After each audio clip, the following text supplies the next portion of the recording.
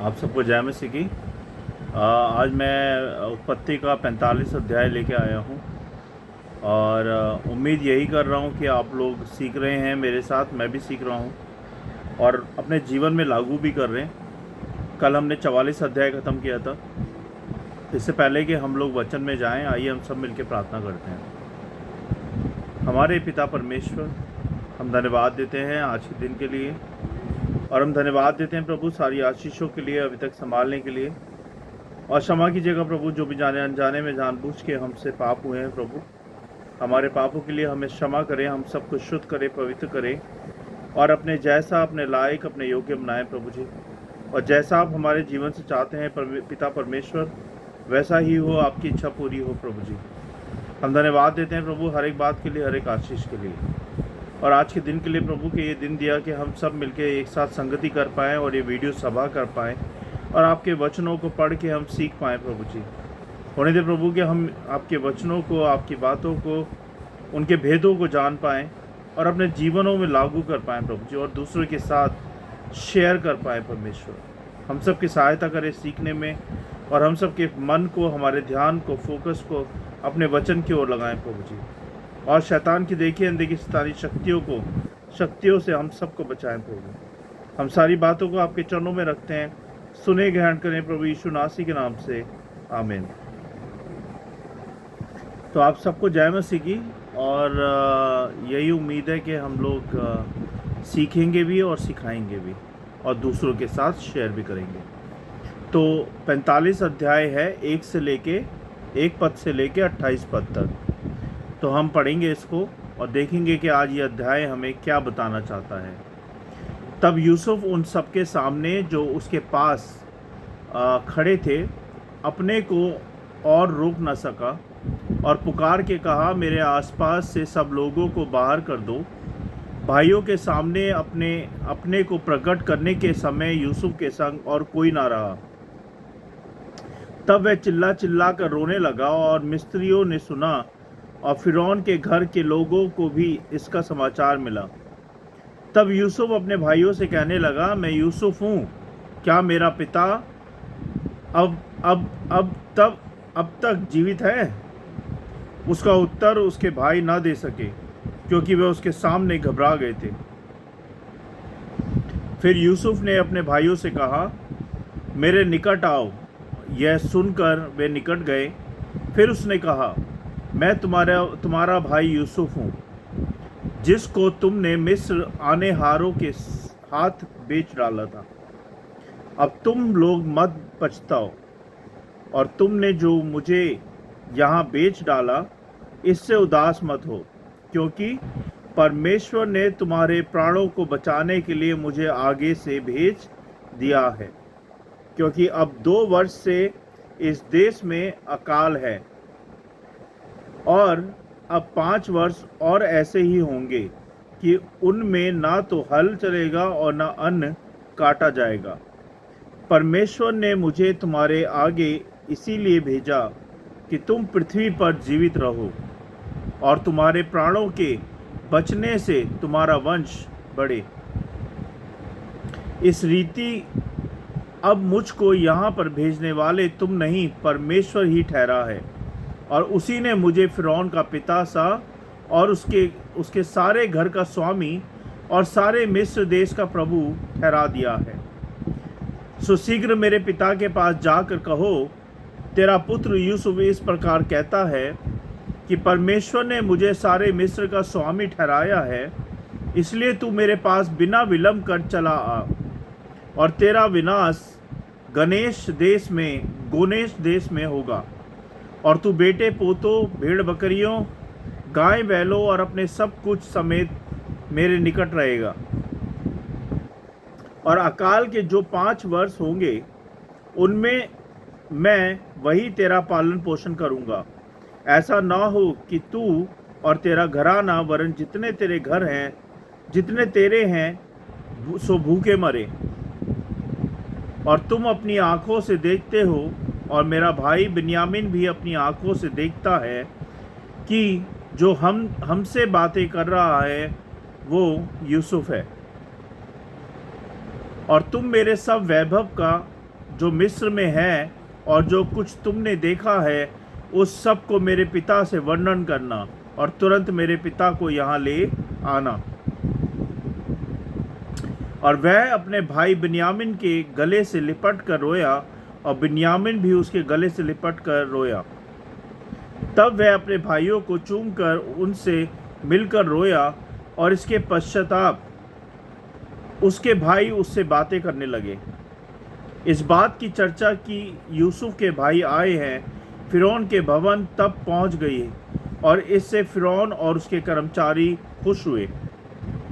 फिरौन ने यूसुफ से कहा, अपने भाइयों से कहे कि काम करो, अपने पशुओं को लाद कर कनान देश में चले जाओ और अपने पिता और अपने अपने घर के लोगों को लेकर मेरे पास आओ, और मिस्र देश में जो कुछ अच्छे से अच्छा है वह मैं तुम्हें दूंगा और तुम्हें देश के उत्तम से उत्तम पदार्थ खाने को मिलेंगे। तो मुझे आज्ञा मिली है, तुम एक काम करो कि मिस्र देश से अपने बाल बच्चों और स्त्रियों के लिए गाड़ियां ले जाओ और अपने पिता को ले आओ, और अपनी सामग्री का मोह ना करना, क्योंकि सारे मिस्र देश में जो कुछ अच्छे से अच्छा है सो तुम्हारा है। और इज़राइल के पुत्रों ने वैसा ही किया, और यूसुफ ने फिरौन की मान के उन्हें गाड़ियां दी और मार्ग के लिए सीधा भी दिया। उनमें से एक एक जन को तो उसने एक एक जोड़ा वस्त्र भी दिया, और बिन्यामीन को 300 रुपये के टुकड़े और 5 जोड़े वस्त्र दिए। और अपने पिता के पास उसने जो भेजा वह ये है, अर्थात मिस्र की अच्छी वस्तुओं से लदे हुए 10 गधे और अन्न और रोटी, और उसके पिता के मार्ग के लिए भोजन वस्तु से लदी हुई 10 गधैया। और उसने अपने भाई को विदा किया और वे चल दिए। और उसने उनसे कहा, मार्ग में कहीं झगड़ा ना करना। मिस्र से चलकर वे कनान देश में अपने पिता याकूब के पास पहुँचे और उससे ये वर्णन किया कि यूसुफ अब तक जीवित है और सारे मिस्र देश पर प्रभुता वही करता है। पर उसने उनकी प्रीति ना की और वह अपने आपे में ना रहा। तब उन्होंने अपने पिता याकूब से यूसुफ की सारी बातें जो उसने उनसे कही थी कह दी। तब उसने उन गाड़ियों को देखा जो यूसुफ ने उसके ले आने के लिए भेजी थी।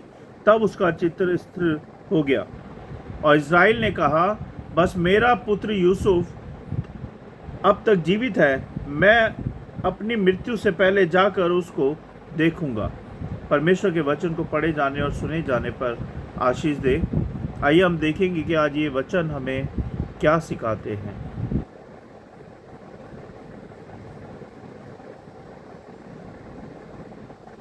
पहले हम इस अध्याय का परिचय देख लें कि 45 अध्याय सबसे भावनात्मक और शक्तिशाली है और ये इन घटनाओं को प्रस्तुत करता है। यूसुफ द्वारा अपने भाइयों के सामने अपनी पहचान प्रकट करना। यह अध्याय क्षमा, मेल मिलाप और परमेश्वर की अद्भुत योजनाओं को दर्शाता है। यूसुफ जो मिस्र का प्रधान बन चुका था, अपने भाइयों को कई परीक्षाओं से गुजारने के बाद यह जान लिया कि वह वास्तव में सच में बदल चुके हैं, है ना। तब उसने यहूदा को बिन्यामीन की खातिर खुद को बलिदान करने के लिए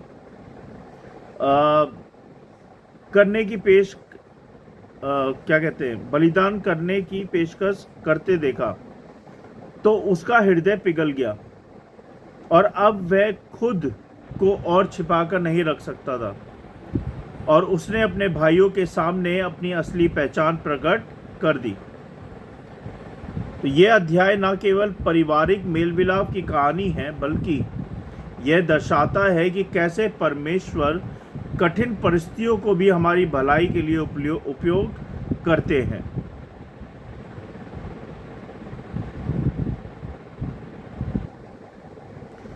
सबसे पहले ये अध्याय हमें सिखाता है परमेश्वर की योजना हमेशा सर्वोत्तम होती है।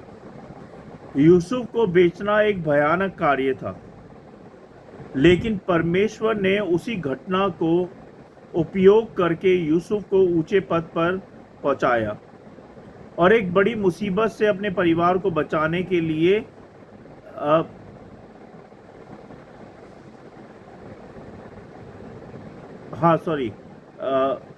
अपने बड़े ये बड़ी मुसीबत से उसने अपने परिवार को बचाने के लिए किया।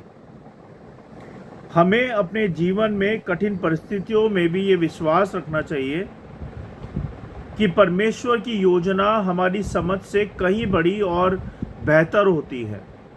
तो हमें घबराना नहीं है, हमें पेशेंस रखने हैं और परमेश्वर की योजनाओं पे, परमेश्वर पर भरोसा करना है, तभी हम उस योजनाओं का लाभ उठा पाएंगे। हमें भटक नहीं जाना है उस परिस्थिति के अंदर, उस कठिनाइयों के अंदर।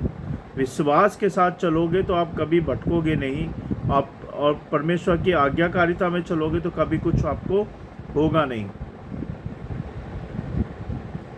दूसरी बात, सच्ची क्षमा और मेल मिलाप। यूसुफ ने अपने भाइयों को पूरी तरह क्षमा कर दिया और उन्हें दंड नहीं दिया, जबकि उन्होंने अपने भाई यूसुफ को बेच डाला था, फिर भी उसने उन्हें कोई दंड नहीं दिया और माफ़ कर दिया। तो ऐसा ही हमें भी करना अपने जीवन में कि हम दूसरों को क्षमा करें। उसने उनके बुरे कर्मों को परमेश्वर की योजना के रूप में देखा और नफरत की जगह प्रेम को चुना। हमें भी अपने जीवन में दूसरों को क्षमा और प्रेम को प्राथमिकता देते हुए सीख लेनी चाहिए, है ना, देने की सीख लेनी चाहिए, जिससे कि हम भी दूसरों को क्षमा कर पाएँ और प्यार से उनके साथ रह पाएँ। और ये प्रभु यीशु मसीह भी हमें सिखाते हैं, उनकी आज्ञा है ये। आत्म संयम और धैर्य। यूसुफ ने बहुत दुख सहा, लेकिन उसने धैर्य नहीं खोया और परमेश्वर के सही समय पर भरोसा रखा। और वो जब सही समय आया तो वो क्या हुआ, सही समय में वो वहाँ का क्या कहते हैं, अधिकारी बन गया, वो राजा बन गया वहाँ का, और उसकी बहुत चलती थी वहाँ पे उस देश में। जब हम अपनी परिस्थितियों से हताश हो जाते हैं, है ना, तब हमें ये याद रखना चाहिए कि परमेश्वर हमारी परीक्षा को हमारी सफलता में बदल सकता है। मैं फिर से बोलूँगा, जब हम अपनी परिस्थितियों से हताश हो जाते हैं, तब हमें ये याद रखना चाहिए कि परमेश्वर हमारी परीक्षा को हमारी सफलता में बदल सकता है। इसलिए परमेश्वर पर सच्चे दिल से भरोसा रखो हर परिस्थिति के अंदर। चौथी बात, परिवार का महत्व, है ना। जब परिवार में मेल मिलाप होता है तो वह हर बाधा को पार कर सकता है। और यह अध्याय हमें सिखाता है कि चाहे कितनी भी गलतियां क्यों ना हुई हों, परिवार के सदस्यों को एक दूसरे को क्षमा करना चाहिए और प्रेम से रहना चाहिए। तो आज की ये मुख्य बातें थी, एक बार हम रिवाइज कर लेते हैं। पहली बात, परमेश्वर की योजना हमेशा सर्वोत्तम होती है ना। दूसरी बात, सच्ची क्षमा और मेल मिलाप। तीसरी बात, आत्म संयम और धैर्य हर परिस्थिति में रखें। और परिवार का महत्व। ये चार बातें भाइयों हमने आज सीखी बहनों, और उम्मीद करता हूँ कि इस वचन से आप लोगों को बहुताई से बहुत बहुत आशीष मिले, आप सबको ब्लेसिंग्स मिले, आप लोग सीखें और दूसरों को भी सिखाएं और दूसरों को भी बताएं परमेश्वर के बारे में। आइए हम सब मिलकर प्रार्थना करेंगे। आप लोगों की कोई प्रार्थना है, कोई समस्या है, परेशानी है, तो आप मुझे मैसेज कर सकते हैं, आप मुझे ईमेल कर सकते हैं, तो मैं आपके लिए प्रार्थना करूंगा, है ना। लेकिन आपको मुझे बताना पड़ेगा। वैसे तो हम प्रार्थना सबके लिए करते हैं, पूरे देश के लिए करते हैं, लेकिन जब आपकी कोई समस्या है, कोई परेशानी है, तो आप मुझे पर्सनली भी बता सकते हैं। आइए हम सब मिलकर प्रार्थना करेंगे। सर्वशक्तिमान मेरे अनुग्रहकारी पिता, राजाओं के राजा प्रभु यीशु, हम धन्यवाद देते हैं प्रभु कि आपने वचन के द्वारा हमें सिखाया प्रभु कि हमें हर परिस्थिति में, हर कठिनाई में धैर्य रखना है और भरोसा रखना है आप पे प्रभु, जिससे कि हम डगमगाएं ना, भटके ना, शैतान के हाथों में ना जाएं प्रभु जी। तो होने दे प्रभु, जैसे यूसुफ ने धैर्य रखा हर कठिनाई में, हर परेशानी में, ऐसे ही हमें भी धैर्य रखना सिखाएं प्रभु और विश्वास करना सिखाएं प्रभु आप पे। हम भटके ना, इधर उधर जाए ना प्रभु जी। चाहे कोई भी परेशानियाँ हो, कितनी भी मुश्किल हो, मुसीबतें हो, लेकिन हम भटके ना प्रभु जी। हम सबकी सहायता करें कि आपके वचन के अनुसार हम वही करें जो आप चाहते हैं हमसे प्रभु जी। और होने दे प्रभु कि इस वचन की रखवाली करें, ये वचन करोड़ों गुना फैले और इन वचनों के द्वारा, इस वीडियो के द्वारा मैं बहुत लोगों तक पहुंच पाऊँ प्रभु। जिन लोगों को आपने चुना है, जिन लोगों को आपके द्वार पे आना है प्रभु, उन लोगों को आप तक पहुँचा पाऊँ। ऐसा होने दे प्रभु जी। और शैतान की देखिए अनदेखी शैतानी शक्तियों से इन वचनों को, हम सबको, हमारे परिवारों को, हमारे बच्चों को, हमारे कामकाजों को, सब बातों को बचाएं प्रभु जी। और हमारी सहायता करें आप में बढ़ने में, आपकी महिमा करने में प्रभु, और आपके वचन को अपने जीवन में लागू करने में हमारी सहायता करें प्रभु जी। बहुत बहुत धन्यवाद आज के दिन के लिए प्रभु, आपके वचनों के लिए, सारी बातों के लिए, इस संगति के लिए बहुत बहुत धन्यवाद परमेश्वर। जो लोग मुझे देख रहे हैं प्रभु, उन सबको ब्लेसिंग्स करें, उन सब के परिवारों को, बच्चों को, उनको संभाले प्रभु जी। हर कठिनाई में, हर मुसीबत से निकाले परमेश्वर, और सबकी सहायता मदद करे परमेश्वर। हर एक कमी घटी को उनके घर परिवार से दूर करे परमेश्वर। कोई दुख में है, बीमार है प्रभु, तो वो यीशु नासरी के नाम से ठीक हो जाए। अगर कोई फाइनेंशियल दिक्कत है प्रभु उनकी, तो वो फाइनेंशियल दिक्कतें भी यीशु नासरी के नाम से दूर हो जाए प्रभु जी, और सबकी सहायता करे प्रभु जी। बहुत बहुत धन्यवाद। हम सारी बातों को और हम सबको और इस वीडियो सभा को और इन वचनों को आपके हाथों में सौंपते हैं और आपके चरणों में रखते हैं प्रभु यीशु नासरी के नाम से, आमीन। सबको जय मसीह की। God bless you all. कल फिर मिलेंगे 46 अध्याय के साथ और कुछ नया सीखेंगे। तब तक के लिए good night, praise the lord, जय मसीह की। मैं pastor Amit Chauhan, thank you so much. God bless you all.